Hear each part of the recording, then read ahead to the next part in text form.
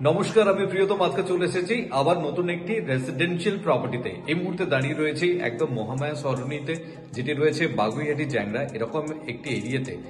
যদি আপনার 2 BHK requirement থাকে, আপনি চাইছেন একটি পকেট ফ্রেন্ডলি 2 BHK, আপনার বাজেট কনস্ট্রেন্ট আছে, আপনার জন্য আমি ইন্ট্রোডিউস করতে চলেছি একটি ফ্ল্যাট 781 স্কোয়ার ফিটের 2 BHK, 781 স্কোয়ার ফিটের 2 BHK, যার বাজেট রয়েছে আপনার 23.5 লক্ষ টাকা।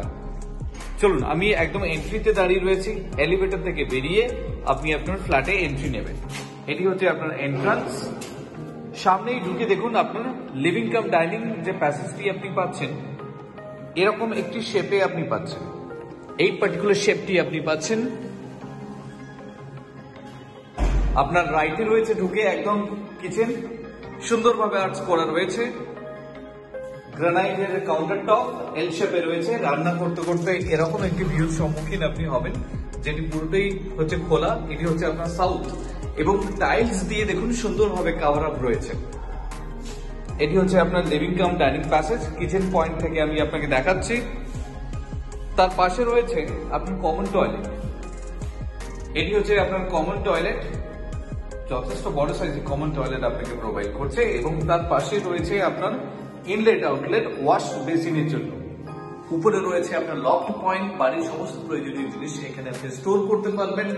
এই জায়গাটা থেকে বেরিয়ে সামনে যখন এগোচ্ছেন, আপনার ডাইনিং প্লেসের ঠিক পাশে থাকছে bedroom number 1। This is your master bedroom. You are getting south, you are getting east. Cross ventilation আছে। এই জায়গাটা দেখুন সুন্দরভাবে ডিজাইন করেছে। ঢুকেই আপনি সাউথের যে পোর্শনটা, এটি দেখুন অ্যাজ ইট ইজ যেরকম দেখছেন এরকমই থাকছে ফর লাইফ টাইম।